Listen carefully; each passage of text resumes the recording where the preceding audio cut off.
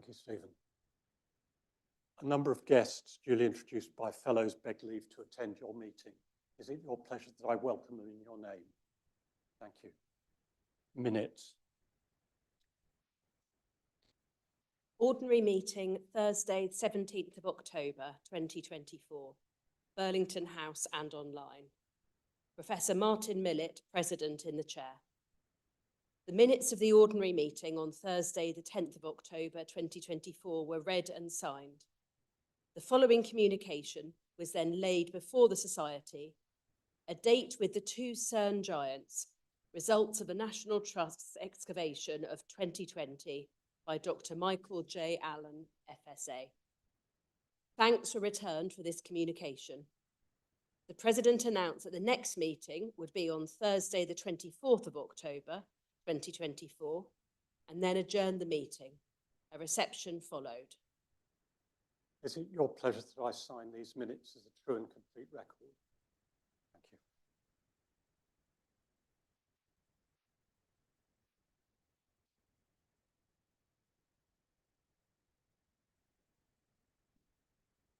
We now come to the main business of this evening's meeting, which is to hear a paper from our fellow Dr. Mark Samuel.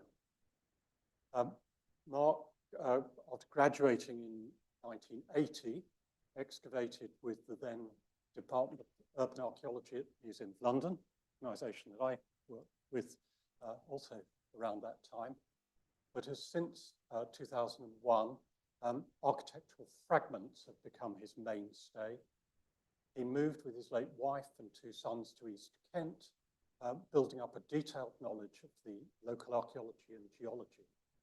He's volunteered at the Ramsgate Art Festival and voluntarily carried out the Geographical Defence of Kent project for Thanet for Kent County Council.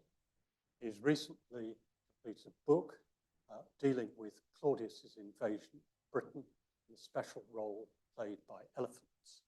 He's going to lecture to us this evening the title, Julius Caesar's Nautical Invasions of Britain. Mark, welcome.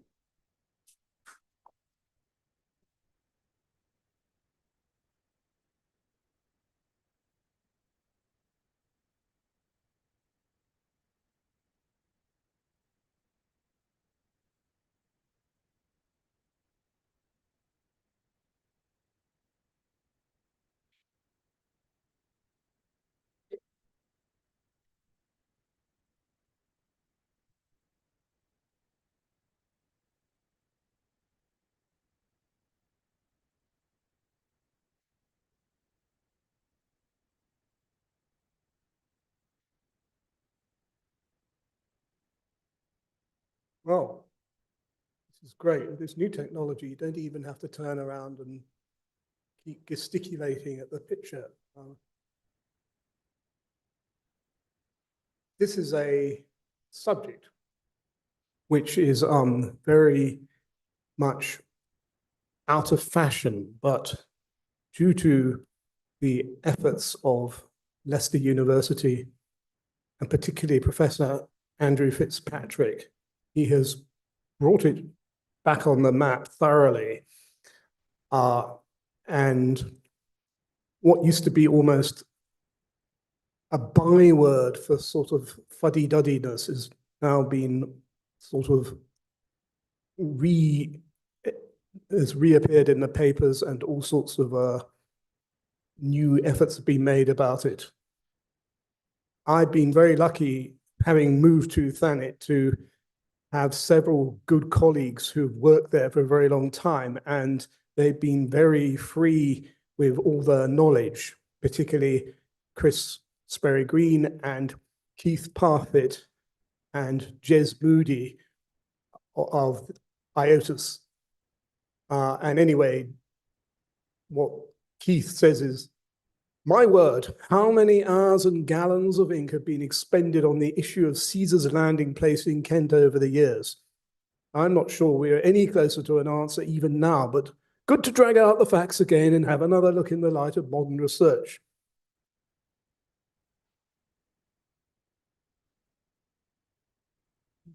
the picture shows a typical Roman war galley taken on my trusty Canon at the Naples Archaeological Museum, and it's a remarkably detailed image showing the stern, and that's the end that no one would have seen when these warships first came to Britain.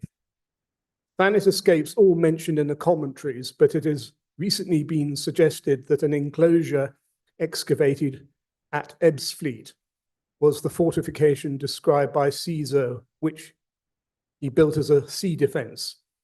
He goes into considerable, well, by the standards of Roman accounts, he goes into considerable detail.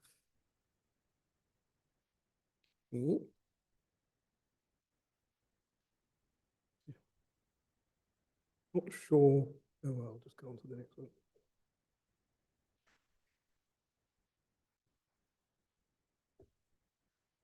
This talk primarily concerns the second invasion, which had 800 ships.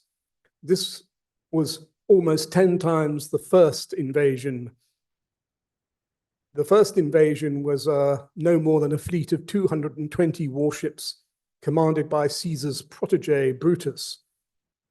And these had been assembled for the Veneti campaign in northern France.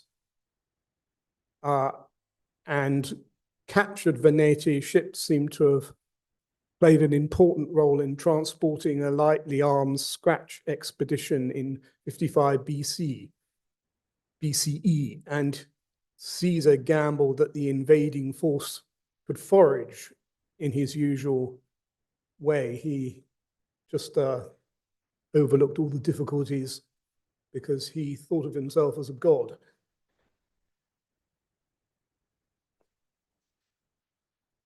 Now, before discussing the recent discoveries in any detail, I wish to throw some light on Caesar's departure from France, because this seems to be an even obscurer subject than the subject of his landing in Britain. And something that figures in all this is Portus Itius, which isn't mentioned until the second invasion. And this image here just is the old British Academy map showing the main political entities on the Fratum Gallicum. And we want to pay particular attention to the Menapi here and the Marini, who Caesar says a good deal about. Now, nothing new under the sun. I'm not quite sure how to scroll down on the right-hand screen.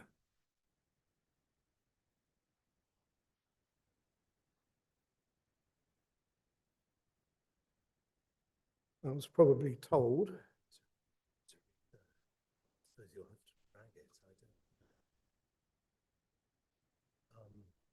That's a very good question. I don't know the answer to that question. You will not click onto that and drag it down. Yeah, but it won't. We'll have to come out of the laser pointer, I think. I really don't know the answer to that. Well, it's not the end of the world. I'll just press on. So, as I said, this is not I'm not the first person ever to have come up with the idea that Caesar departed not from Boulogne as is normally suggested. Oh, now it's disappeared altogether. Oh, no, I got it. Boulogne is here, and this is the traditional place where everyone has played to, Portus Itius. But in 1944, Grenier placed the port much further south in what's he called Lac de Sitiu, which gave access to the medieval port of Saint-Omer. But his reasoning was based entirely upon Roman inscriptions and coin inscriptions, because back then they had very little, only the most basic geographical resources. And Anyway, what Caesar's account makes clear is that he was constantly worrying about the Menarpi and the Marini, which is a bit weird if he was over here. And the Menarpi were this entity which lived all along the coast of the Netherlands. And one of the oppidums, or oppida, was at Castella Menapiorum, now Castle, here. So a good long way from Boulogne.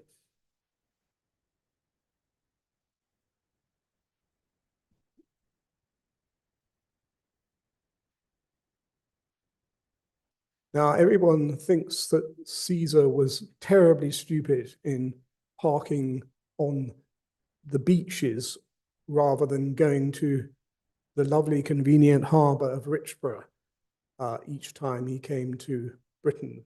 And as I will be arguing, well, more in my book, the Richborough is very much one of these factoids that archaeologists love, but it doesn't really stand up very well to examination. Anyway, he knew that if he docked on the east beaches, he would only have to worry about the rare winds that came from this direction, as opposed to the terrible prevailing winds that blast up the channel all the time, hitting Boulogne all the time. These opposing winds occur only under rare anticyclonic conditions. And Strabo, a later geographer, actually mentions Itium as being on the coast of the Menarpi, remember, some way to the east, which the deified Caesar used as a naval station when he set sail for Britain.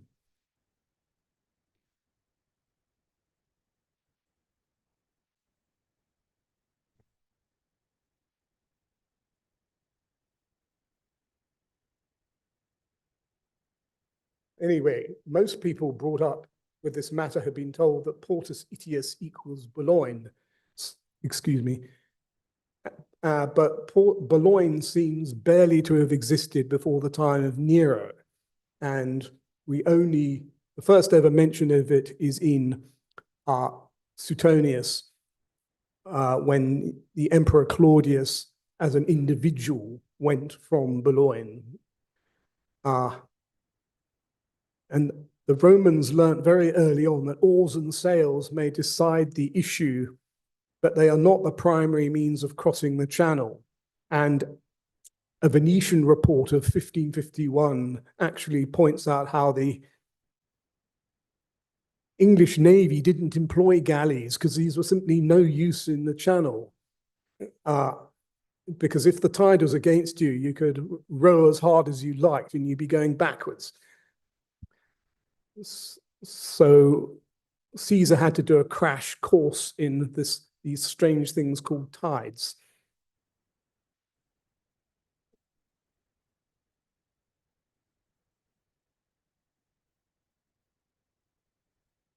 Now, with no great science, I have been, on the other hand, been the lucky recipient of all the fantastic digital resources that are now available.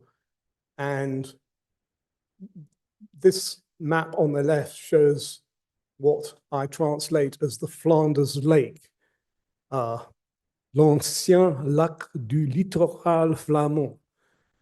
And this seems to be something that is routinely forgotten by all commentators on the matter.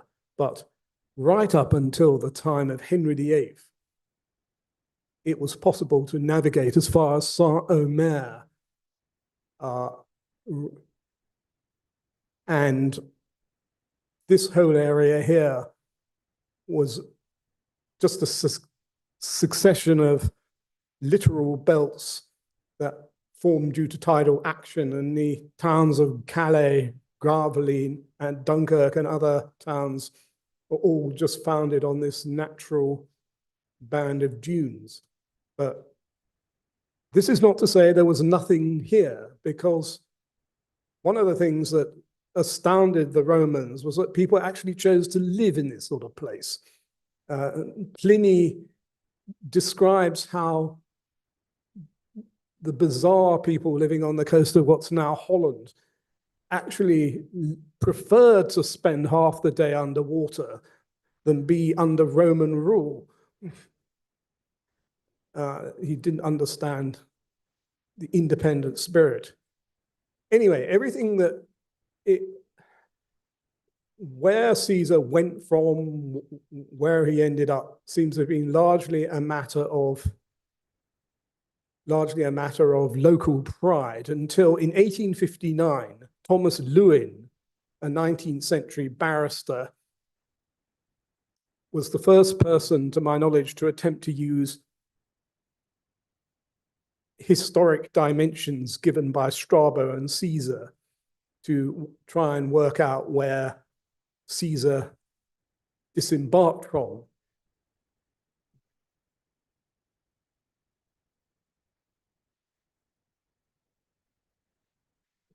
And this map on the left, I make the very bold assumption that Strabo and Caesar, rather than talk about,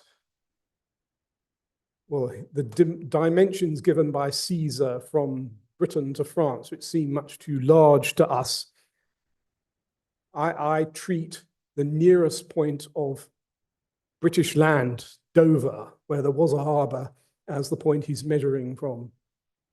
And so Caesar is 30 Roman miles from Dover. You get this radius here. And Strabo, if you use the latest, most accurate determination of what a stadia is, you see that it's not too different. It's a bit further. I'm not going to go on about this too much here because there's a lot of special pleading, but the point I'm trying to make is that rather than end up in Boulogne, as Lewin suggested, and which then became subsequently set in stone, you alternatively end up here, not far behind Calais at Ardres. And a lot of Caesar's account makes rather more sense in that you wonder how on earth the ships got trapped all the time, as he describes it, by adverse winds, if they were here on the open coast.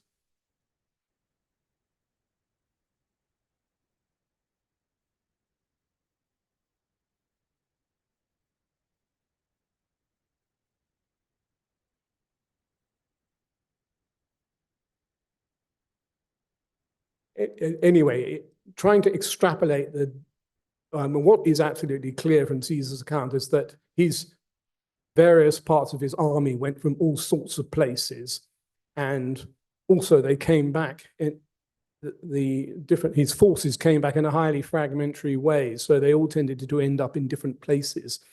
And the Menarpi tried to take advantage of some cavalry vessels that got washed well inland, and Labienus comes along and saves the day. But the fact is that they were all over the place. So in all these arguments, it's a mistake to say that either Caesar and his forces went from one place only and went to one place only. It seems more likely, one could equally argue that he went all over the shop, and so long as they all managed to assemble up in time, it was okay. However, that's going against the argument I form later. Now, something that comes into this discussion a lot is the Sandwich outer spit. This started to form around 5,000 years ago and now runs to the foot of the cliffs near Walmer at the opening of the Stour. I think that's how it's pronounced. It was certainly shorter in Caesar's day, but we don't know how much shorter. But my thinking is that this bit here wasn't in the way. And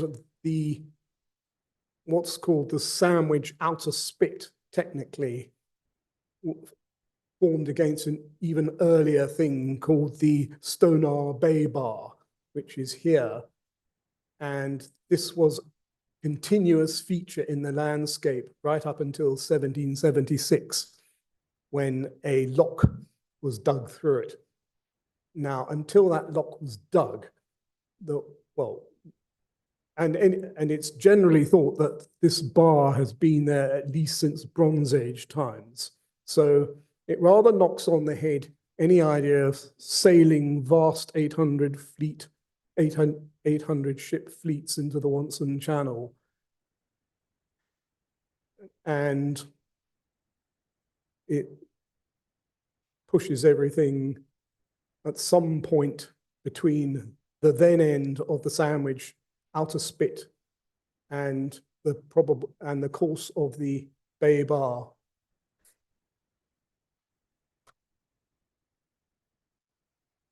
This was a prominent feature even in the early 19th century, but it has been very heavily quarried during the Industrial Revolution because it's lovely, convenient gravel, and not much of it survives. And one of the side products of this process of 19th century quarrying has been the creation of what we now call the Ebbsfleet Peninsula. But this owes its form to this 19th century quarrying.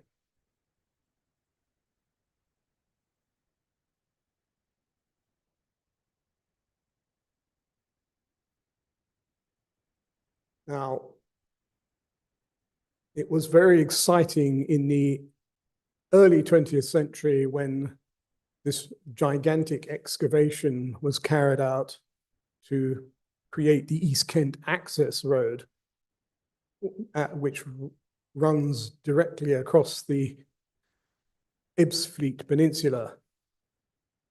And this identified what I call here the Ebbsfleet enclosure, which stood towards the back of the Stonar Bay Bar. And it's recently been suggested that this enclosure was the fortification built by Caesar, though this remains tentative as far as I'm aware.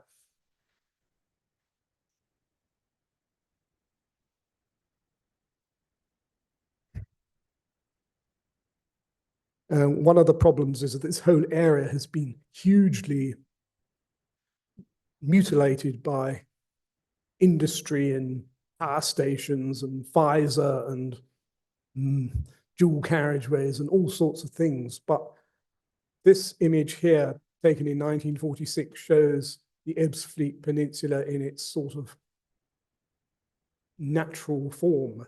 And one of the interesting things about this 1946 photograph is you can actually see the scarp catching the sunlight where the Bay Bar has been removed to the south. And in 1819, this Bay Bar carried on much further south.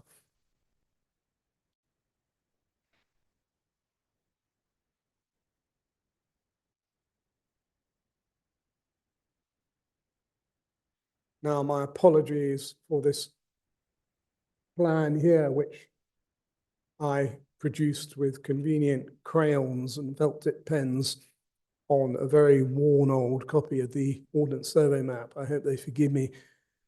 But this shows the different trenches of the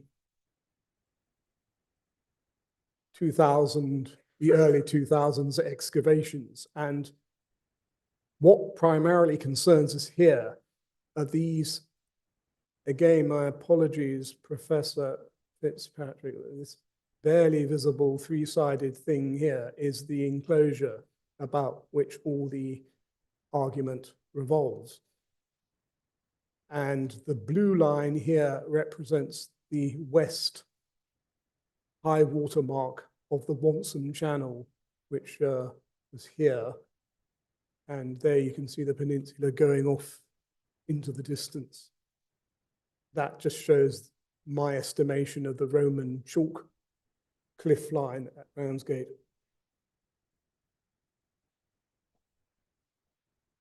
So the enclosure, as it is had in the publication, lies on the west side of this ridge here, which has a maximum height of about 5 meters. I'm not going to talk about it in very great detail here, except to mention that, as you're probably all familiar, Julius Caesar doesn't make any mention of going and landing on an island and then having all the problems of trying to get from Thanet to the mainland. Down here, however, this area is now coming under a whole lot of new archaeological examination, or by AECOM, who are building all this stuff connected with the Great Grid upgrade. And it's quite exciting because there's going to be 2 enormous holes dug here in the Wonson Channel for a Minster substation and converter station. And these are going to be dug straight into the ancient Wonson alluvium. So it'd be interesting to see if anything turns up. And I did get permission from AECOM to mention that.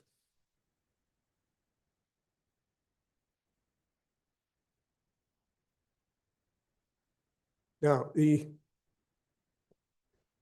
this is the Stonar Bay Bar in 1819, and it's just to make it clearer what it was doing in 1819, running down to Sandwich. And this here is called Stonar, which is now underneath Pfizer, and unbelievable amount of industrial development here. But back then, before the railways were built, it was a pretty continuous feature.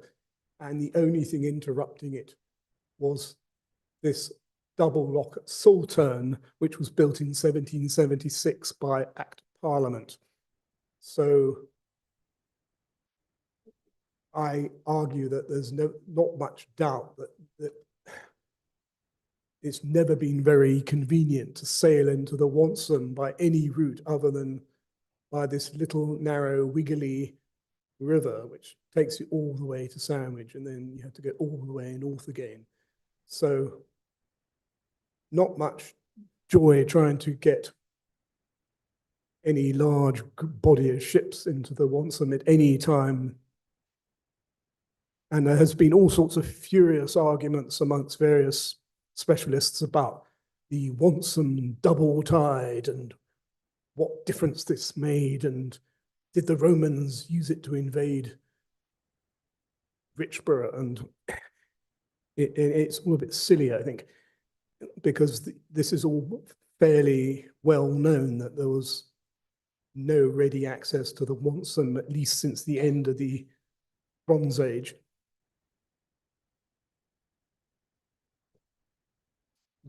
Yes, we can see what that is. This is fantastically useful exercise by timeline maps, who put all these really old Ordnance Survey maps on a single metric 50,000 basis.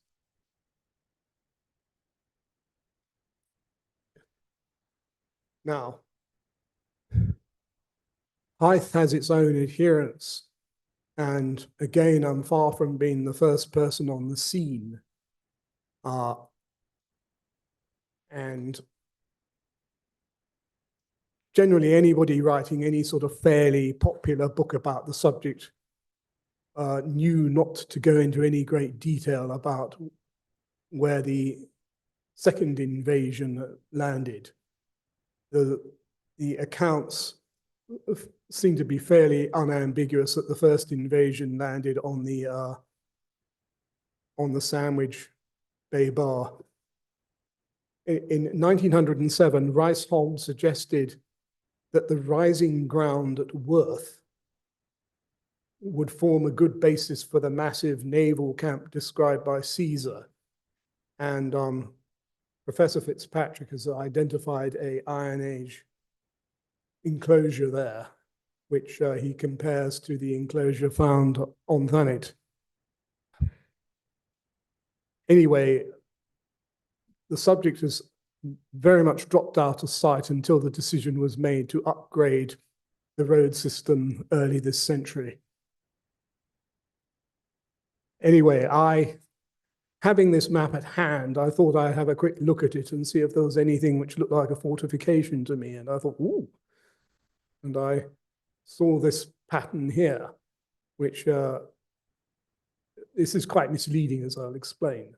But it did look very rectilinear. It did look very parallel to the present coast, facing the anticyclonic winds, which Caesar had had such terrible experience of, and apparently allowing direct access to the North Downs dip slope, and which would have given access in its turn to natural trackways employed by the late pre-Roman Iron Age, I've learned to call it, people across southeastern Britain, and a lot more accessible than Thanet would have been.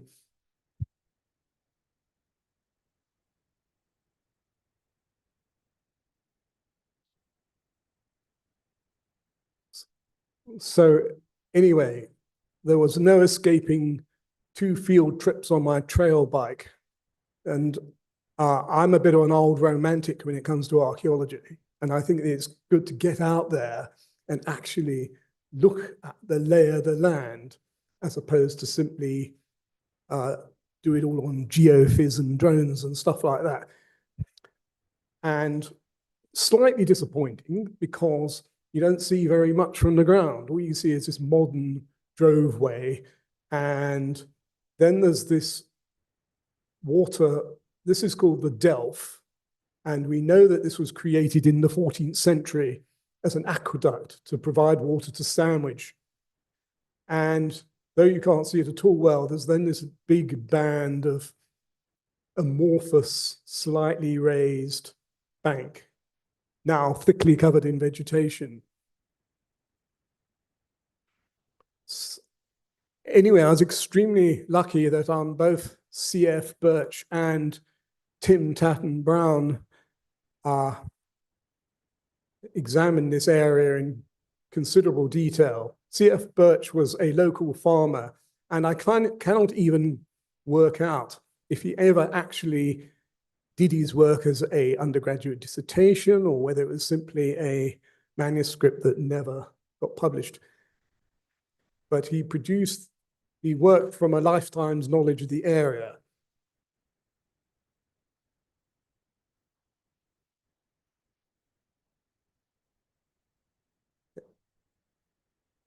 And this view is looking south, and you can just make out over here the North Downs dip slope.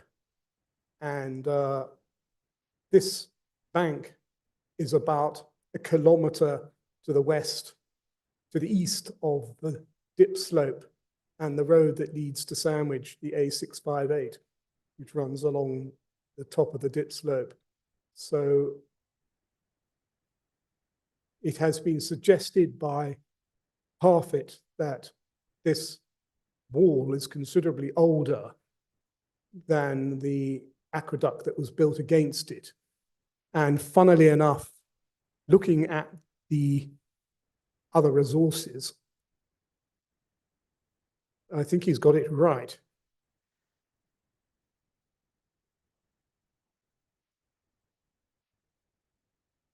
So this whole area here has been reclaimed literally over 2,000 years, and using these things called walls and innings, which are just basically drains and dikes to control the water. And Pinnock Wall, which is the one that concerns me here, is intriguingly sited in that one end of it butts up against what's called the Hythe Peninsula, rather grand, but it was dry land. And the south end is much more indeterminate because this whole area has been far more cut about by fluvial processes. And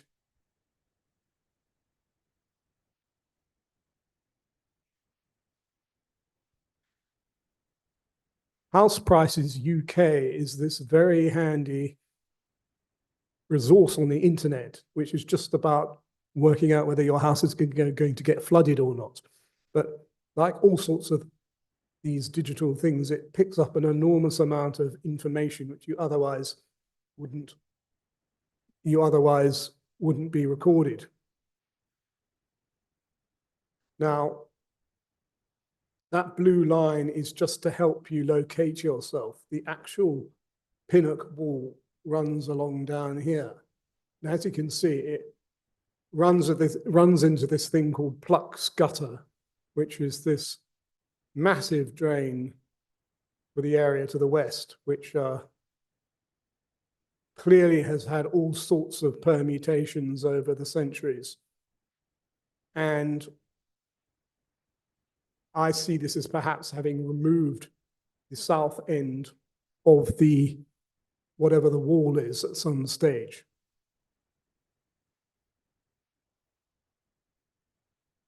And up here we got the Hythe Peninsula, and the thing grinds to a halt about here at the bottom of the slope.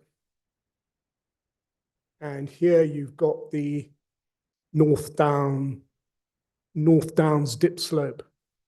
So you've got this whole area enclosed between this and the base of rising land.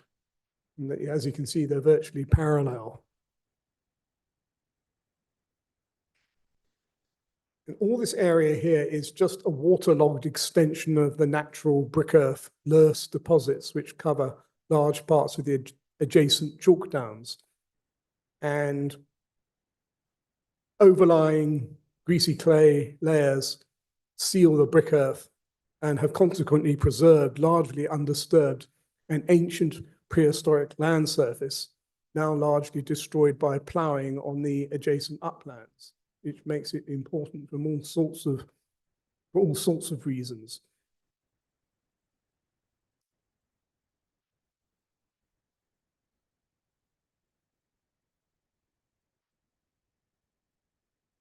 These things, I think, here are just wartime defenses, in case you're wondering.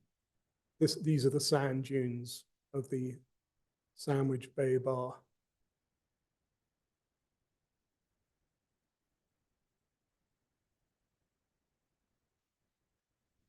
So yet another lovely resource now available to people like me is Google Earth. And this is a perspectival view from the as seen from the northwest, and it allows you to dismantle this whole complex in much more detail than any old-fashioned map would. And one of the most interesting things that is apparent is how, while the watercourse, which presumably originated as this 14th century aqueduct, wanders around a lot, the thing that it's against, this bank, is remarkably straight and comes to a sudden halt here.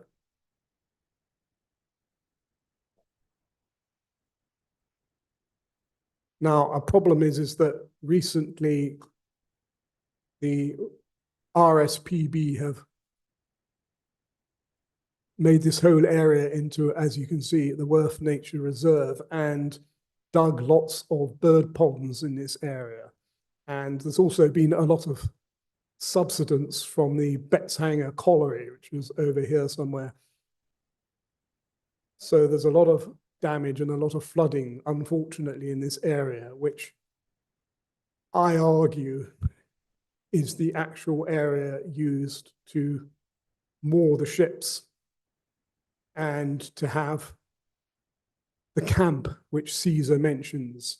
And he says very little about the camp other than it's obviously adjacent to the sea defenses. But it may not have left many archaeological traces because it could have just been a sort of chevaux de frise or some kind of, basically all they really needed to do was stop the British chariots from attacking them. So it may not have left much, may not have left anything like the impress that digging a massive ditch, a massive sea defense, which took 10 days, as he recalls, would have created. And we must also bear in mind that in archaeology, if you dig a hole in the ground, it's one of the hardest things to get rid of. So unless you sort of literally truncate a huge area of all the soil from a long way around whatever the feature was, it will leave some sort of trace. And I should perhaps have said earlier that absolutely no sign is visible in the various resources, vertical photography, Google, and LIDAR to suggest anything that took 10 days for the 800, well, several legions to dig. And you would surely have expected something to have survived in the landscape if they had gone to that degree of trouble. And Keith Parfitt actually points out that you could not have adapted this into an aqueduct unless this seawall had already ceased to function as a seawall, because the last thing you wanted was the sea washing up and filling the aqueduct with salt water. So even in the 14th century, this thing was well behind well away from the then existing coastline. And he even goes on to suggest it could even be of 11th century date. However, I should point out that he is not in accord with me about this being Caesar's fortifications, so don't blame him.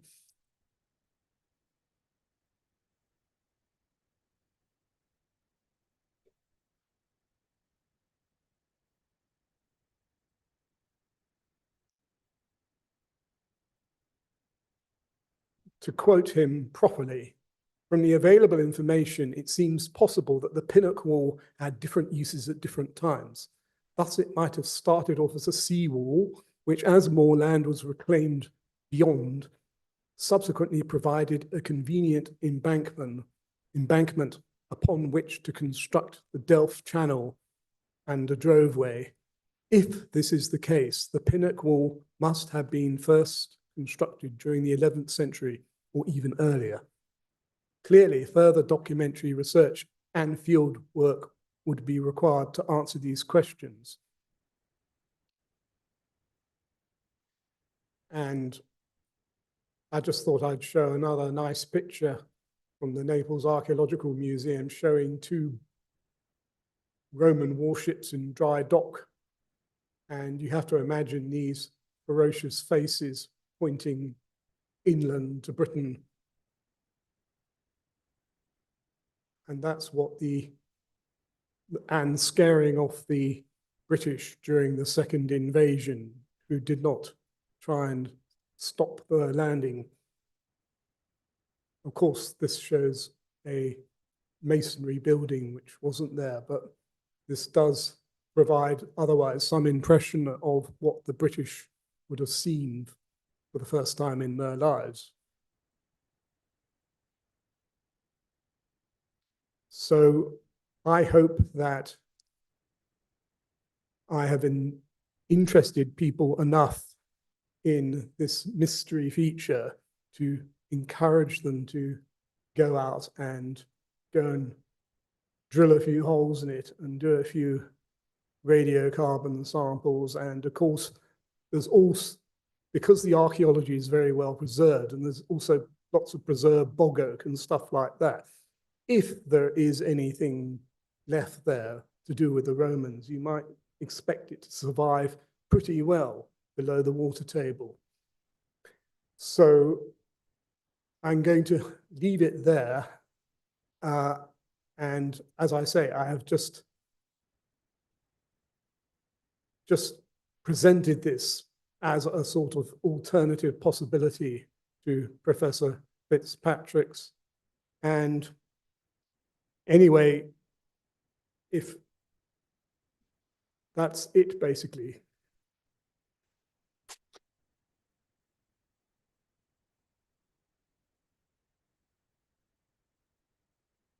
Thank you, Mark. You've very much sort of thrown down the gauntlet for one or two of the people who were in the audience this evening.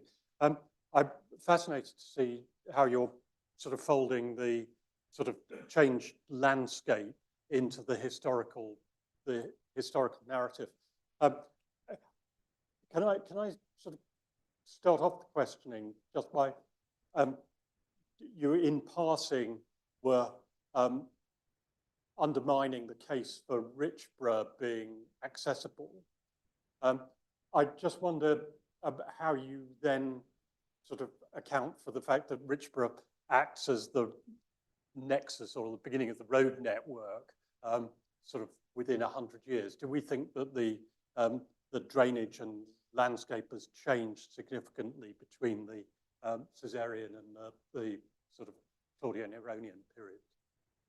Well, Rice-Holmes was aware of all these arguments in 1907, and he said, knowing he's Caesar, rather than head into a little constricted T-shaped bay with 800 ships, there was a lot to be said for taking the risk of just shoving your warships up on the beach and reasonably assuming that you weren't going to be hit by more anticyclonic winds. Unfortunately, that's precisely what happened. Yep. But I feel that Richborough, Richborough, we're not talking about the actual fort in the area east to it. We're talking more about the enclosed bay to the west. Yep. And it's not very ideal if you're sort of trying to proceed with as much speed as possible. Yep. And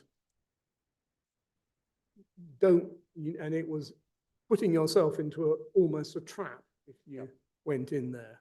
So it's a difference between the invading army and, in a sense, the security once you've got things set up where bringing the ships in and around the tight navigation into the Wonsum becomes more rational. Is that? Well, I argue that my personal belief is that the ships never went anywhere except where Pinnock's Wall is, right. Which I don't think everyone's going to necessarily agree with. But I think that Richborough has been very much,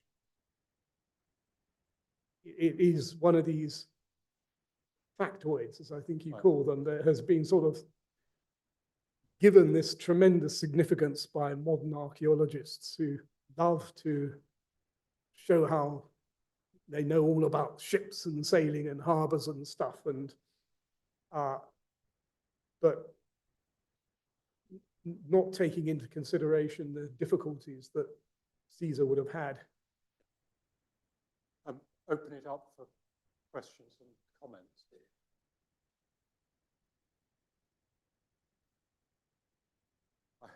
Andrew, are you going to, do you wish to say something? I'd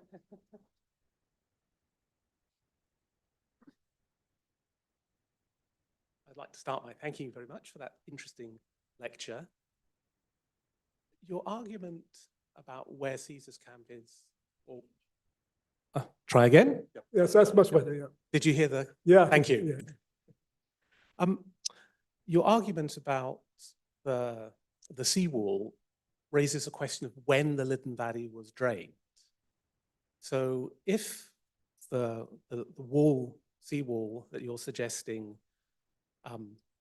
was part of Caesar's camp in 54 BC, does that mean the Liddon Valley is already drained and dry enough to be used over 1,000 years earlier?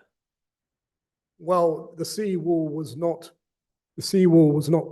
created as part of the innings or walls. My argument is that it's an emergency response, the one described by Julius Caesar, to stop his fleet from being hit by yet more anticyclonic storms. So it would have existed pretty much in isolation on the beach, perhaps for 1,000 years, if I'm right, and I might be wrong. But it's not part of the later system, though it does come in handy in the later system.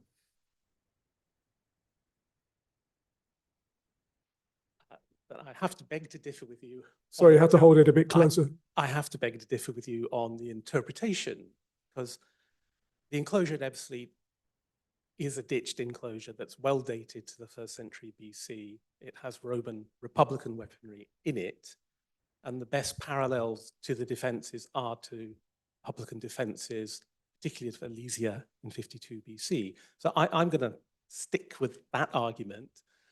But I think one of the important things about Ebbsfleet is it's next to Pegwell Bay, which is the largest beach on the East Kent coast. And Gerald Grange, when he looked at the maritime considerations of Claudius and other Roman fleets landing, calculated you would need a landing front, if all the ships landed at the same time, of almost 4 kilometers. And Pegwell Bay is the only place that would fit that description. And also Caesar's comment that in 54 BC, he left the fleet on a soft, open bay, which would be consistent with what Pegwell Bay is today. Certainly pretty soft, yeah.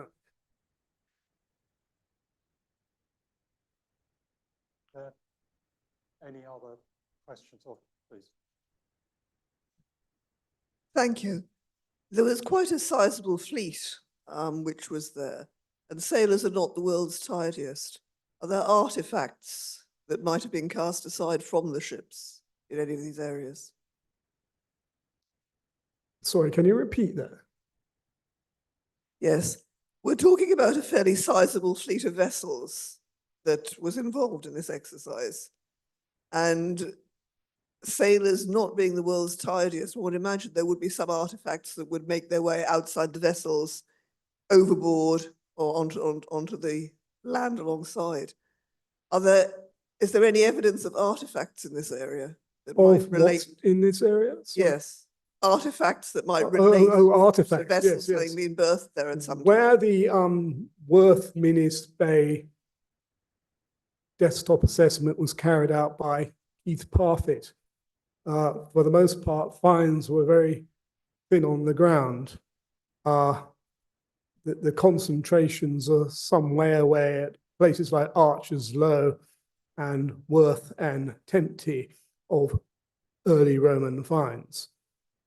But there have been no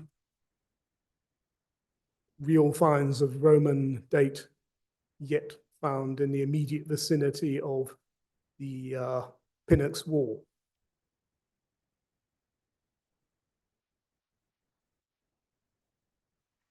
Thank you very much. That was fascinating. I was just wondering, the material that you would expect Caesar's fortification to be made of underneath the current wall that exists from subsequent construction, there's no evidence of what that material would be. What do you posit it is? Well, all one can really say is that Caesar's troops just dug up this clay that was lying there and made the wall out of the clay. They had only 10 days in which to do what they were doing, so they couldn't put in elaborate reinforcements or timber construction or anything like that. But I had no idea because no holes have been dug in it yet. So one of your points is that if somebody were to actually do the survey, you'd be able to judge what the materials are and whether it's consistent with that theory. Well, certainly what would be very interesting to do would be to date the fossil land surface under the wall, and which may show it to be Anglo-Saxon, but that's your best bet, is to use something like radiocarbon dating or other forms of environmental dating just to try and fix the point at which it was built. It may be hoping too much for to find a Roman legionary or something like that underneath it. Not impossible if he got in trouble.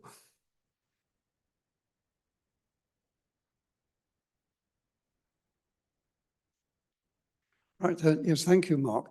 Yes, I think you've demonstrated quite how complicated and difficult this whole issue is, and how important it is as well. You've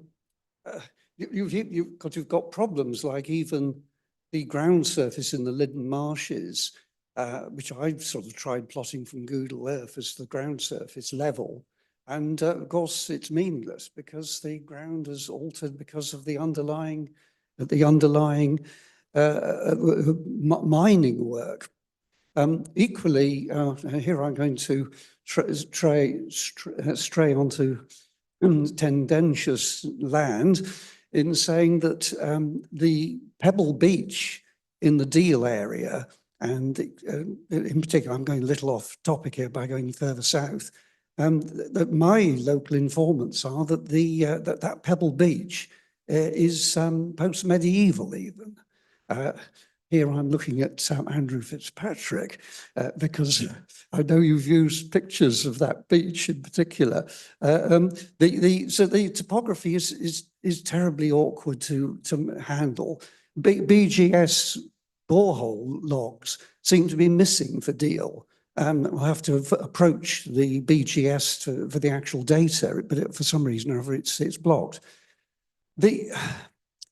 Yes, I think perhaps I've said enough on this sort of in this general point, but it's a fascinating topic, and you've introduced us to it very well. What we want is a fisherman to find one of those rams. Yes, well, you might find the bronze ram, certainly. You know, a lot of those turning up in the Mediterranean recently. If there are no more questions, can we thank Mark for a stimulating talk this evening? Thank you very much indeed.